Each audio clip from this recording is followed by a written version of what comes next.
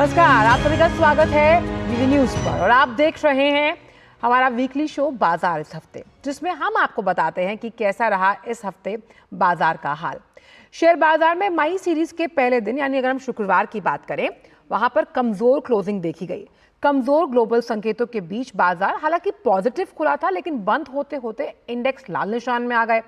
Sensex जहां 74,000 के नीचे आया, यानी कि 443 अंक गिरकर 73,896 पर बंद हुआ। वहीं निफ्टी भी 22,500 के लेवल से नीचे फिसला और तमाम जो हैवी वेट स्टॉक्स थे उनमें तेजी देखी गई। मझौले और मिड कैप इंडेक्स की अगर बात की जाए तो वहां पर भी खरीदारी बनी हुई थी। अगले हफ्ते खुलने वाले हैं 3 आईपीओ जो कि खींचेंगे निवेशकों का ध्यान और इन सब मुद्दों पर हम करने वाले हैं चर्चा। तो अगर आपके मन में कोई सवाल है, आप जानना चाहते हैं शेयर मार्केट का हाल और कैसे रहने वाली है स्टॉक्स की चाल, कहां यानी कि किस सेक्टर में निवेश करना होगा मुनाफे का सौदा और कौन सा सेक्टर आपको देगा बेहतरीन रिटर्न, इन तमाम सवालों के जवाब देने के लिए बेहद खास मार्केट विशेषज्ञ हमारे साथ जुड़ेंगे। लेकिन आप अपना सवाल जो पूछना चाहते हैं, लगातार नंबर फ्लैश हो रहे हैं, आप उन नंबर्स पर कॉल कर सकते हैं। नंबर्स हैं 23387031 और दूसरा नंबर है 23097670। और आगे बढ़ने से पहले आपका तारुफ हम अपने विशिष्ट मेहमान के साथ करा देते हैं। हमारे साथ गौरंग शाह जुड़े हुए हैं, जाने माने स्टॉक एक्सपर्ट हैं। गौरंग जी, आपका बहुत बहुत स्वागत है डीडी न्यूज़ पर। और पहला सवाल यही है कि जिस तरह से हमने देखा कि जो कंपनी अर्निंग्स हैं वो मन माफिक नहीं रही बाजार की, इसलिए बाजार में हमने एक गिरावट देखी। आगे आने वाले इस हफ्ते में किस तरह का कॉल ले सकते हैं निवेशक?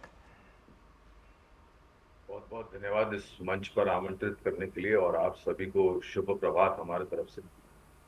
तो जहां तक बात रही पिछले वित्तीय वर्ष के चौथी तिमाही के नतीजों की जो हम फिलहाल देख रहे हैं, तो हमारा आकलन और सोच और समझ ये कहती है कि अब तक जो हमने आंकड़े देखे, हालांकि बहुत सारी कंपनियों के आंकड़े नहीं आए, ये आने वाला जो हफ्ता है यानी कि कल सोमवार से काफी जोर शोर से शुरुआत होगी, लेकिन जो भी हमने आंकड़े देखे मेरे ख्याल से बाजार का जो अनुमान था और बाजार की जो उम्मीद थी उसको निराश नहीं किया है। एक या दो कंपनियों में शायद थोड़े बहुत निचले स्तर कुछ पहलुओं पर आपने देखे होंगे, लेकिन अगर मैं एक कुल मिलाकर के अगर बात करूं तो अब तक जो आंकड़े देखे वहां पर निराशा नहीं है।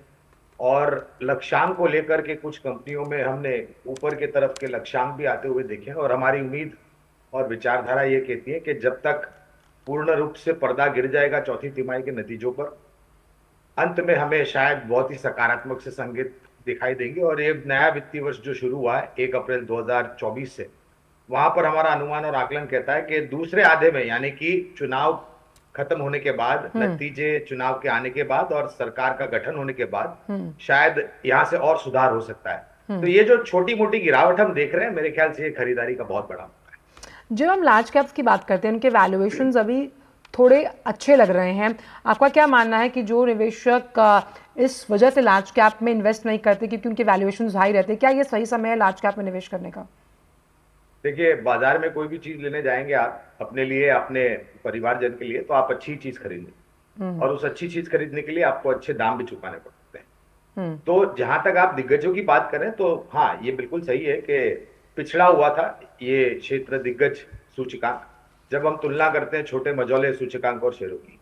लेकिन आकलन ये भी कहता है कि अगर सेंसेक्स और निफ्टी को यहां से आगे यानी कि सूचकांक को यहां से आगे बढ़ना है तो दिग्गज शेयरों का योगदान आना जरूरी होगा और वहां पर भी हमें लग रहा है कि परिस्थिति सुधरेगी। अगर दिग्गजों में क्षेत्र के आधार पर अगर आपको कहीं पर ध्यान देना है तो 3 या 4 प्राथमिक क्षेत्र है जहां पर आपको खरीदारी सोचनी चाहिए। पहला तो है वित्तीय क्षेत्र यानी कि बैंकिंग और मजबूत एनबीएफसी, उसके पश्चात आता है ऑटो सेक्टर, रक्षा क्षेत्र यानी कि डिफेंस, रेलवे से जुड़ी हुई कंपनियां चाहे वो सरकारी कंपनी हो या फिर निजी क्षेत्र की कंपनी, और ऊर्जा उत्पादन, ऊर्जा वितरीकरण, ऊर्जा उपकरण बनाने वाली कंपनियां। मेरे ख्याल से ये 5 या 6 क्षेत्र है जहां पर आपको प्राथमिकता देनी चाहिए। साथ ही गौरंग जी, अगर हम कई बार जब निवेशकों के सवाल आते हैं हमारे पास कॉल्स पर, उनका बड़ा एक इंटरेस्टिंग सा ये मानना है कि मल्टी बैगर्स बताइए। ये मल्टी बैगर का जो कॉन्सेप्ट है, ये आप जैसे दिग्गज स्टॉक एक्सपर्ट में बता सकते हैं कि आखिरकार ये निवेशकों को इतना आकर्षित क्यों करता है? मतलब उनको लगता है कि एक तीर से वो सारे निशाने साध लेंगे। नहीं, वो कभी कभी निशाना गलत भी चला जाता है वैसा करने में। और एक समय था कि हाँ वहां पर मल्टी बैगर स्टॉक आता था। जैसे मैं एक दो उदाहरण दे रहा हूँ, मैं कोई राय नहीं दे रहा हूँ निवेश करने के लिए। पेज इंडस्ट्रीज हो गई, हनीवेल ऑटोमेशन हो गया, एमआरएफ टायर, एमआरएफ लिमिटेड जो एमआरएफ टायर्स बनाती है वाहनों के, इस तरह की कंपनियां होती थी जहां पर आप कुछ मल्टी बैगर का एक धारणा करके आप निवेश कर सकते। लेकिन आज के तारीख में पिछले 10-15 वर्षों में मेरे ख्याल से प्रतिस्पर्धा इतनी बढ़ गई है कि कोई ऐसा क्षेत्र अछूता नहीं रहा है जहां पर प्रतिस्पर्धा न आई गई। फिर चाहे वो एसएमई हो, एमएसएमई हो, स्मॉल स्केल या फिर स्मॉल कैप कंपनी हो, मिड कैप कंपनी हो, दिग्गज या फिर एमएनसी कंपनियां। तो ये विचारधारा है ना मल्टी बैगर की, ये आपको मेरे ख्याल से पीछे छोड़ देना चाहिए, क्योंकि आप समय व्यर्थ कर रहे हैं मल्टी बैगर ढूंढने में। और उतना ही समय अगर आप कोई अच्छी कंपनी ढूंढ करके निवेश करते तो आपकी पूंजी में पर्याप्त वृद्धि हो जाती। तो ये मल्टी मल्टी बैगर की जो विचारधारा है, ये मैं तो कब का छोड़ चुका हूं पीछे, आपको वास्तविकता में बताऊं। लेकिन हाँ, अपने पैसे को काम पे लगाए ताकि आपकी पूंजी बढ़े। साथ ही आप पोर्टफोलियो बाइफर्केशन की जब हम बात करते हैं, इस वक्त जो ट्रेंड आप मार्केट में देख रहे हैं उस लिहाज से आपके पोर्टफोलियो में मान लीजिए 500 रुपये का आप निवेश कर रहे हैं, तो 100 रुपये के हिसाब से 5 बेहतरीन सेक्टर्स जहां पर आप निवेश की रणनीति बना सकते हैं लंबे समय के लिए। तो मैंने 6 क्षेत्र बताए थे, उसी पर मैं फिर से बात करना चाहूंगा। देखिए, जिस प्रकार से वित्तीय क्षेत्र, और क्योंकि देख सरकार की नीतियों के आधार पर अगर देश आगे बढ़ेगा, देश की विकास दर 7% से 7.5-8% जाने वाली है। सरकार की नीतियों के तहत अगर हमारा भारतवर्ष सबसे बड़ा उत्पादन करने वाला देश होगा, जो कि पूरे विश्व भर में अपनी काबिलियत साबित करेगा, तो उस परिस्थिति में आपको कोई भी कारोबार हो, छोटा, मध्यम या बड़ा, आपको ऋण की जरूरत पड़ेगी, यानी कि क्रेडिट लोन्स की जरूरत पड़ेगी। तो उस परिस्थिति में बैंकिंग क्षेत्र मजबूत, एनबीएफसी अच्छा लगता है। मैं ये मेरी पसंदगी के आधार पर आपको क्षेत्र की बात कर रहा हूं। तो वित्तीय क्षेत्र पहले आएगा, रक्षा क्षेत्र दूसरा आएगा, ऑटो तीसरा आएगा, चौथा आएगा ऊर्जा उत्पादन, और पांचवा आएगा रेलवे से जुड़ी हुई कंपनियां। चलिए, हमारे साथ पहले कॉलर जुड़ गए हैं, नासिक से कॉलर जुड़े हुए हैं, आइए उनसे जानते हैं कि उनका सवाल क्या है। पूछिए सवाल। नमस्ते मैडम, मैं जानना चाहता हूँ पावर फाइनेंस कॉर्पोरेशन का फ्यूचर आउटलुक के बारे में। पावर फाइनेंस कॉर्पोरेशन के बारे में जानना चाहते हैं गौरंग जी? तो देखिए, निजी तौर पर कवरेज नहीं, इसलिए विशेष रूप में टिप्पणी नहीं करूंगा, लेकिन मैंने अभी ऊर्जा क्षेत्र की 2 बार चर्चा करी। और जिस प्रकार से अगर उत्पादन क्षमता बढ़ेगी तो ऊर्जा की भी जरूरत पड़ेगी, और साल दर साल जिस प्रकार से पर्यावरण को लेकर के दिक्कतें आ रही हैं, इस वर्ष आप देखिए पिछली वर्ष की तुलना में पारा गर्मी का किस स्तर पर चढ़ा हुआ है। और मुझे लग रहा है कि ये कंपनी, ये पावर फाइनेंस कॉर्पोरेशन जो नाम है, ये कंपनी ऊर्जा उत्पादन करने वाले जो प्लांट्स होते हैं, एनर्जी प्लांट्स होते हैं, उनको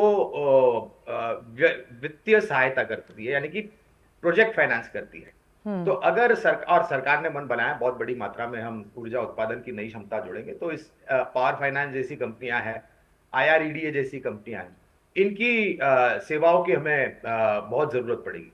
तो कंपनी काफी सक्षम और मजबूत है। विशेष रूप में टिप्पणी इसलिए नहीं कर सकूंगा क्योंकि कवरेज नहीं है और हमें नियमों के अनुसार चलना पड़ता है। जब हम ग्रीन एनर्जी की सेक्टर की बात करते हैं, क्योंकि हम यहाँ पर पावर की बात कर रहे हैं और सरकार का बहुत ज़्यादा फोकस रिन्यूएबल सोर्सेज पर है गौरंग जी, तो उस लिहाज से इससे जुड़ा जो सेक्टर है उसके आउटकम को आप किस तरह से आंकते हैं आने वाले समय को लेकर? देखिए, जहां तक मेरी जानकारी है, शायद आप मेरी जानकारी को दुरुस्त कर सकते हैं अगर मैं गलत हूं, तो कम से कम 350 से लेकर के 500 गीगावाट्स की नई उत्पादन क्षमता आने वाले 3 या 5 साल में आने वाली है, ऐसा मैंने रिपोर्ट्स खबरों में पढ़ा। और ज्यादातर इसमें से जो नई ऊर्जा उत्पादन करने की क्षमता होगी वो वायु से उत्पादन होने वाली वायु ऊर्जा यानी कि विंड एनर्जी, और सूर्य से उत्पादन होने वाली सूर्य ऊर्जा यानी कि सोलार एनर्जी।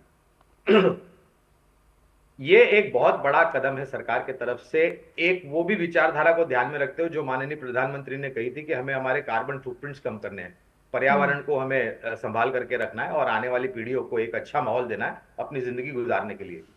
तो ये पूरा समीकरण में करता हूं, तो मैं कुछ कंपनियां जो हमारी कवरेज में, उसका नाम ले लेता हूं। टाटा पावर, एनटीपीसी जो कि सरकारी कंपनी है, सीएससी लिमिटेड, और तीसरी कंपनी जो कि ऊर्जा वितरीकरण में खास करके बहुत 80% पूरे भारतवर्ष में ये ऊर्जा वितरीकरण करती है, वो है पावर ग्रिड। और ये कंपनी पावर ग्रिड अब सोलार यानी कि सूर्य ऊर्जा में भी नक्शे कदम रख रही है। तो ये सब कंपनियों पर आपको ध्यान देना चाहिए। साथ ही जब हम इस फाइनेंशियल ईयर की बात करते हैं गौरंग जी, तो कौन से ऐसे डार्क हॉर्सेस हैं जिन पर आपको उम्मीद है कि अगर पिछले फाइनेंशियल ईयर में वो परफॉर्म नहीं कर पाए थे लेकिन आने वाले समय में वो निवेशकों को अच्छा रिटर्न दे सकते हैं? मुझे स्पेशलिटी और एग्रो केमिकल्स और ये कृषि क्षेत्र से भी जुड़ा हुआ एक क्षेत्र है। और ये क्षेत्र मेरे ख्याल से पिछले साल 1.5 साल से पिछड़ा हुआ क्षेत्र रहा है। और जब महामारी का प्रकोप आया था, वो चाइना से जो हमें वायरस भेंट आई थी, जो हमें नहीं लेनी थी, पूरे विश्व भर में तांडव किया था उसने। उसके पश्चात एक विचारधारा पूरे विश्व भर में यह आई कि चाइना +1, यूरोप +1 देशों पर हमें ध्यान देना चाहिए, और वहां पर हमारा भारतवर्ष का नाम बहुत जोर शोर से ऊपर आया था। लेकिन जिस प्रकार से इस क्षेत्र को लाभ मिलना था वो मिला नहीं। लेकिन अब धीरे धीरे करके उसके परछाई हमें दिखाई दे रही है आंकड़ों में, जहां पर एक्सपोर्ट को लेकर के काफी सकारात्मक परिस्थिति हो रही है। तो स्पेशलिटी और एग्रोकेमिकल्स एक ऐसा क्षेत्र है जो हमें लग रहा है कि शायद आने वाले समय में अच्छा रुझान करेगा, क्योंकि इसने कोई भी प्रकार का योगदान दिया नहीं है वहां पर। अगर आप कंपनीज की बात करें तो हमें आरती इंडस्ट्रीज, विनती ऑर्गेनिक्स, पीआई इंडस्ट्रीज, पिडिलाइट, ये सब कंपनियां पसंद आती हैं। और रिपलिंग इफेक्ट्स की जब हम बात करते हैं, जैसे जब हम ऑटो सेक्टर की बात करते हैं तो उसका रिपलिंग इफेक्ट उसके एंसिलरीज सेगमेंट पे पड़ता है। इस तरह से निवेशक अगर अपने पोर्टफोलियो की मैनेजमेंट चाहते हैं तो रिपलिंग इफेक्ट्स वाले सेक्टर्स किस तरह से निवेशक अपने पोर्टफोलियो में रख सकते हैं, ताकि आने वाले समय में अगर उनको लगता है थोड़ा चेंज हो जाएगा तो वो उनके लिए बेहतर साबित होने वाला है?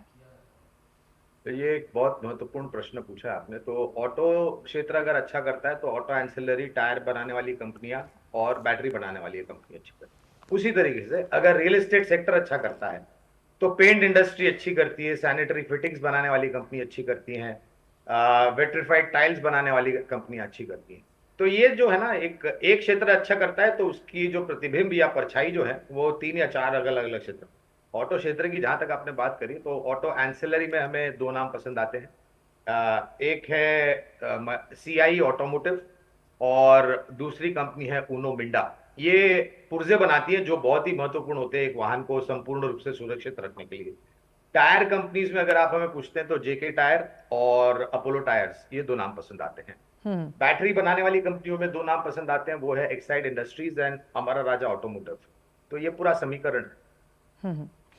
साथ ही क्योंकि हमने ये भी समझने की कोशिश की कि जब भी शेयर मार्केट में किसी तरह का उतार चढ़ाव होता है या फिर हम देखते हैं कि अच्छी खासी रैली आती है, उस वक्त निवेशकों के मन में होता है कि भाई रैली का या तो हम पार्ट बन जाएं, या अगर हम रैली में नहीं हैं तो have we miss the bus. ये जो कॉन्सेप्ट है, इसको एक पोर्टफोलियो मैनेजर के तो अगर हम नज़रिए से देखें तो किस तरह से आंकेंगे आप?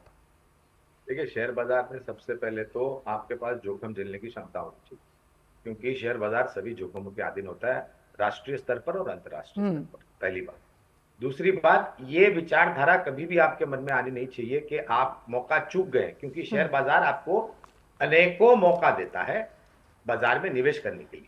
ये आपके ऊपर है कि आपने बाजार को किस तरीके से जांचा है, किस तरीके से इसको समझा है, और थोड़ा बहुत अभ्यास और ध्यान देने के बाद कौन सी कंपनी में आपने निवेश करके लंबी अवधि के लिए आपने अपना निवेश बना करके रखा है। पर अगर आप ये सब चीजें करते हैं तो जहां तक मेरा अनुभव शेयर बाजार से रहा है 3 दशकों से, शेयर बाजार ने किसी को निराश नहीं किया है। लेकिन अगर आप उतावलापन करके, कोई भी आपके पड़ोसी ने या आपके दोस्त ने या आपके परिवारजन ने कोई भी नाम दे दिया और बिना सोच बूझ समझ के आपने जा करके पैसा लगा दिया, तो संभावना यह है कि आपकी पूंजी पूर्ण तरीके से समाप्त हो सकती। तो ये चीज मत कीजिए। मैं ये कहता हूं कि देखिए, आज के तारीख में एक तो चौथी तिमाही के नतीजों का सिलसिला, चुनावी माहौल हमारे देश में, और खाड़ी में संकट ईरान और इजराइल के बीच, और अंतर्राष्ट्रीय स्तर पर जो अमेरिका से खबरें आती हैं बॉन्ड डील्स को लेकर के, महंगाई दर को लेकर के वगैरह। और हमने पिछले हफ्ते ही, आपको मैं बताऊं, पिछले हफ्ते सोमवार को हमने बाजार का ब्यौरा, यूट्यूब पे हमारा एक चैनल है जियोजित का, हमारी कंपनी का, तो हमने सोमवार को ही कह दिया कि हमें लग रहा है कि बाजार में अब थोड़ी बहुत गिरावट आना अनिवार्य होगा, बाजार की सेहत के लिए और निवेशकों की सेहत के लिए। हाँ, ज़्यादा बिल्कुल बिल्कुल, थोड़ा सा करेक्शन बहुत ज़रूरी है। लेकिन अगर हम टेक्निकली समझने की कोशिश करें तो जो निफ्टी की अगर चार्ट्स को समझें तो किस तरह का पैटर्न बनते हुए आप देख रहे हैं आने वाले हफ्तों में? जहां तक हमारी सोच है, 22,200 और 22,100 ये नीचे का स्तर मैं पहले आपको बता रहा हूं। मैं निफ्टी स्पॉट की बात कर रहा हूं, जहां पर आपको खरीदारी आती हुई दिख सकती है। ये मैं बात कर रहा हूं आज जो परिस्थिति है और माहौल है उसको देखते हुए अगर कोई सकारात्मक नकारात्मक खबरें आई तो शायद ये स्तर नीचे और थोड़ा बहुत जा सकता है। और ऊपरी तरफ 22,500 और 22,600 ये एक इतना बड़ा स्तर अंतर मैं इसलिए बता रहा हूं क्योंकि परिस्थिति ऐसी है। अगर कोई चुनाव को लेकर के खबरें आ गई, अगर खाड़ी के संकट को लेकर के कच्चे तेल के दाम उबाल पे चढ़े गए, या फिर रुपया कमजोर हो गया, या फिर नतीजे बहुत खराब आने लगे, इस परिस्थिति में हमें लग रहा है कि ये 400-500 पॉइंट का एक अंतर है जिसके बीच में निफ्टी कामकाज करेगा। और आने वाला हफ्ता 3 आईपीओस खुलने वाले हैं, किस तरह से अब इसको लेकर आपका नजरिया रहने वाला है? हालांकि मैंने हमेशा सुना है कि आईपीओस के लिए लगातार जो विशेषज्ञ उनका मानना है कि जो पहली बार निवेश करे उन्हें थोड़ा बच के रहना चाहिए आईपीओ से। बच के तो सभी को रहना चाहिए क्योंकि आपकी पूंजी है, तो कोई अनुभवी हो या फिर अनुभव ना हो किसी को। लेकिन मैं एक चीज कहता हूं कि ये अच्छी बात है कि प्राइमरी मार्केट में इतने सारे पेपर्स आ रहे हैं जिससे जो पूंजी इतनी सारी हमारे शेयर बाजार में आ रही है वो बढ़ जाती है, पहली बात। दूसरी बात, कौन सी कंपनी है, कंपनी क्या कामकाज करती है, कंपनी के पीछे मैनेजमेंट कौन है, और सबसे सर्वोच्च स्तर पर यह बात आनी चाहिए कि कंपनी के मूल्यांकन क्या है। ये सब समझने के बाद, और आज के तारीख में सेबी ने और बाकी आला अधिकारी जो हमारे इधर अथॉरिटीज है उन्होंने बहुत सरल कर दिया एक आम आदमी के लिए समझने के लिए कि उस आईपीओ में पैसा लगाना है या नहीं लगाना है। रेटिंग कर दी है, रिस्क मीटर दे दिया है, वगैरह वगैरह वगैरह। तो अच्छी कंपनी है, मूल्यांकन अच्छे है, मैनेजमेंट अच्छी है, तो लंबी अवधि के नजरिए से आप उसको आपकी समझ के अनुसार आप निवेश कर सकते हैं। और फंड मैनेजर्स की जो भूमिका रहती है, खास तौर पर अब नए नए ऐप्स मार्केट में अवेलेबल हैं, ये जानकारी हम चाहते हैं कि इस मंच से हम साझा कर पाएँ कि जो ये ऐप्स होते हैं जो कहते हैं कि भाई आप हमारे ज़रिए निवेश कीजिए, और लोग करते भी हैं, क्या ये सही तरीका है शेयर मार्केट में इन्वेस्ट करने का, या फिर जो ट्रेडिशनल है कि म्यूचुअल फंड और एसआईपी उसके ज़रिए ही आप शेयर बाज़ार को पकड़ कर चलें? देखिए, पहले तो ये अनौपचारिक अंतर्राष्ट्रीय विश्वविद्यालय जो है उससे दूर रहना चाहिए, मेरी नम्र विनंती है, और मैं हमेशा यही कहता हूँ। और जब तक आपको शेयर बाजार की समझ नहीं है, जोखिम झेलने की क्षमता नहीं है, तब तक आपको म्यूचुअल फंड, लमसम या एसआईपी का माध्यम उपयोग करना चाहिए। और मैं खुद एसआईपी करता हूं क्योंकि हमारे ऊपर प्रतिबंध लगे हुए हैं, क्योंकि हम एक कंपनी के लिए काम करते हैं और सीधे सीधे शेयर बाजार में हम निवेश नहीं करते। तो एक फंड मैनेजर को अपना काम और अदाकारी करने दीजिए, आप पैसा उसको सौंप दीजिए, और अगर आपका 3-5 साल का नजरिया है तो आप अपना लमसम या फिर एसआईपी निरंतर जारी रखिए, और हर एक मौका जो आता है आपको अपना निवेश बढ़ाते जाए। और अगर आपके पास समय है, समझदारी है, बुद्धिमत्ता है, थोड़ा बहुत अभ्यास कर सकते हैं और समय दे सकते हैं, तो आप सीधे सीधे निवेश शेयर बाजार में आ सकते हैं। लेकिन उसके लिए जरूरी होगा कि आप एक अच्छे ब्रोकर का चयन करें और उसके पश्चात काम करें। पेनी स्टॉक्स पर आपकी क्या राय रहने वाली है गौरंग जी? क्योंकि जहां मल्टी बैगर्स की बात आती है तो पेनी स्टॉक भी कहीं ना कहीं आकर्षित करते हैं निवेशकों को, कि ये टर्म ही ऐसे हैं कि आप खींचे चले जाएंगे, भाई पेनी स्टॉक है, इसको हम अभी ले रहे हैं, कम वैल्यूएशंस पर है, तो उस लिहाज से क्या आपका आकलन रहेगा? तो इनको पेनी स्टॉक नाम ऐसे ही नहीं दिया है, इनको पेनी स्टॉक नाम इसलिए दिया है क्योंकि ये इनकी वास्तविकता है। और इतिहास, जहां जैसे मैंने बताया 3 दशक से ज्यादा हो गया मुझे इस भारतीय शेयर बाजार में, तो मैंने बहुत लोगों को जमीन से उड़ते हुए भी देखा है और उड़ते हुए को जमीन पर आते हुए भी देखा है, और उसका कारण है ये पेनी स्टॉक्स। तो और हमारे, देखिए मैं एक चीज, हमारे दर्शक जो है, हमारे निवेशक है, हम उनका मार्गदर्शन करना चाहते हैं, एक सुलझे हुए निवेशक बनाने का प्रयास करते हैं, उनका हाथ पकड़कर आप कैसे फाइनेंशियल डिसिप्लिन और अपना इन्वेस्टमेंट्स कर सकते हैं, निवेश कर सकते हैं और निवेश को पेनी स्टॉक्स, मेहरबानी करके नम्र विनंती है, दंडवत प्रणाम है, आप उस तरफ जाइए मत, क्योंकि आपकी पूंजी के साथ साथ आपका चैन, आपकी खुशी, आपकी नींद, आपकी भूख, सब कुछ आप गवा सकते हैं। मतलब पेनी स्टॉक्स ना हुआ, ये तो इश्क मोहब्बत वाला प्यार हो गया कि भूख प्यास सब चली जाएगी। एक सवाल आपसे ये भी मेरा मन था कि मैं इसे इस तरह से समझूं कि जो खबरों के दम पर स्टॉक्स या सेक्टर्स जब आते हैं, उस वक्त निवेशक का कॉल क्या रहना चाहिए? मान लीजिए खबरें अगर मोबाइल के प्रोडक्शन से जुड़ी हुई हैं, खबरें कोल माइन से जुड़ी हुई हैं, खबरों के दम पर किस तरह से आकलन कर सकता है निवेशक, एक स्ट्रैटेजी बना सकता है शेयर मार्केट में निवेश के लिए? पहले तो ये समझिए कि वो खबर क्या है, सकारात्मक है या नकारात्मक। अगर सकारात्मक है तो आने वाले समय में मैनेजमेंट आपके सामने आकर के खुद बयान देंगे कि ये जो खबर आई है इसकी वजह से हमारी कंपनी को इस प्रकार से लाभ होगा और हमारा कामकाज इस तरीके से बढ़ेगा, हमारी जो आय है वो 15% बढ़ेगी, हमारा जो मुनाफा है वो 8% बढ़ेगा, वगैरह वगैरह। अगर नकारात्मक या फिर खराब खबरें आ रही हैं या समाचार आ रहे हैं, तो उसका भी सोच समझ आपको रखना चाहिए, और मैनेजमेंट सामने आकर के बताएगा।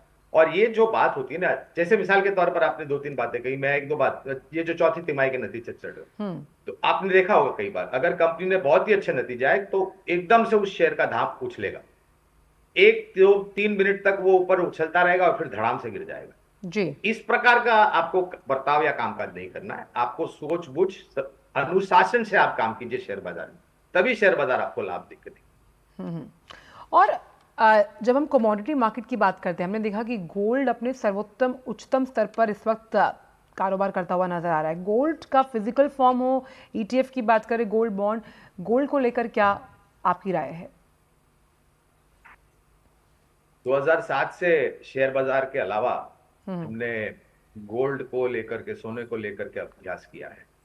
जब तब मेरे ख्याल से 10 ग्राम का भाव करीबन 7,500-8 हजार रुपया हुआ करता था, जो आज 75, 72, 73 हजार के आसपास पहुंच गया है। और अक्सर हम राय देते हैं हमारे निवेशकों के, आपको अपनी जो पूंजी है उसको अलग अलग माध्यम में, यानी कि एसेट क्लासेस में फैला करके रखना चाहिए। ऐसा नहीं कि पूरा पैसा लेकर के आपने सोना में डाल दिया, या पूरा पैसा आपने शेयर बाजार में डाल दिया, या बैंक FD में डाल दिया, या PPF में डाल दिया। आपके पास फर्ज कीजिए अगर 100 रुपए है, तो उस 100 रुपए में से अपनी उम्र, आयु, अपने समय सीमा, यानी कि कितने समय तक आप निवेशित रह सकते हैं, वो कितना आपको मुनाफा कमाना है, यानी कि profit return in terms of percentage, और रिस्क टेकिंग एपेटाइट, वो सबसे पर्याप्त और पहले आता है। ये सब चीज को ध्यान में रखते हुए 100 रुपए अगर आपके पास है तो 50 से 60 रुपए आप शेयर बाजार में लगाइए अच्छी कंपनियों में, 15% शायद सोने में लगाइए, और बाकी का जो बैलेंस है वो आप PPF या बैंक FD में आप उसका विभाजन करके प्रोपोर्शनेटली बाकी अन्य एसेट क्लासेस में निवेश कीजिए। लेकिन सोना एक ऐसी चीज है आज की तारीख में इसलिए जरूरी क्योंकि ये जो जियोपॉलिटिकल टेंशन हो रहा है, वहां पर भी अगर आप देखने जाए तो सोने के दाम आकर्षित हो जाएंगे। फ्लाइट टू सेफ्टी काफी लोग निवेश करना चाहते हैं, तो रिस्कियर एसेट को निकल करके सेफ्टी, फ्लाइट टू सेफ्टी होता है। तो और मुझे लग रहा है कि आने वाले समय में यहाँ से शायद आपको और भी ऊपर के तरफ के स्तर सोने के दाम में दिखाई दे। 3 ऐसी थंब रूल या वो 3 टिप्स जो किसी भी निवेशक के लिए, चाहे वो निवेश कर चुका है या करना चाह रहा है शेयर बाजार में, जो वो अपनी कॉपी में लिख ले हमेशा के लिए, आपके द्वारा दी गई। पहले तो लालच मत रखिए, ये सबसे पहली चीज है, क्योंकि जब भी लालच आती है तो आपके मुनाफे वाले सौदे भी नुकसान में तब्दील होते। आपने बैंक FD में पैसा रखा है, 7.25% रिटर्न मिलता है, टैक्स महंगाई दर काट करके आधा 1% आपको पास मुनाफा मिलता है, और अगर आपको शेयर बाजार में 15-20% मिलता है तो आपको वो और 2-3% कमाने की लालच क्यों होनी चाहिए? तो और मैंने ये भी देखा है, पोर्टफोलियोज बहुत ही शानदार तरीके से आसमान में उड़ते हुए दिखाई दिए और जमीन ध्वस्त भी हो गए वही पोर्टफोलियो लालच की वजह से। तो लालच मत रखिए, अगर आपकी कंपनी अच्छी कर रही है तो कम से कम आधी क्वांटिटी में शेयर बच करके आपका मुनाफा और जो पूंजी निवेश किए घर ले आए और दूसरी कंपनी में निवेश कीजिए। जोखिम झेलने की क्षमता रखें, क्योंकि शेयर बाजार जैसे मैंने बताया सभी जोखिम के आदि हैं। और चुनाव अपने शेयर के लिए, अपने निवेश के लिए ऐसी कंपनी का कीजिए कि आपको मुनाफा कमा के दे, ना कि आपकी पूंजी ले जाए। मैं हमेशा एक चीज कहता हूं, bye quality don't by quantity. उम्मीद करते हैं कि तमाम जो कॉलर्स जिन्होंने फ़ोन किया, जो ये शो देख रहे थे, उनको उनके सवालों के जवाब मिले होंगे। बहुत बहुत शुक्रिया गौरंग जी इस शो पर जुड़ने के लिए, अपने विचार इस मंच से साझा करने के लिए, और शेयर बाजार से जुड़ी तमाम बड़ी जानकारियाँ हमसे साझा करने के लिए।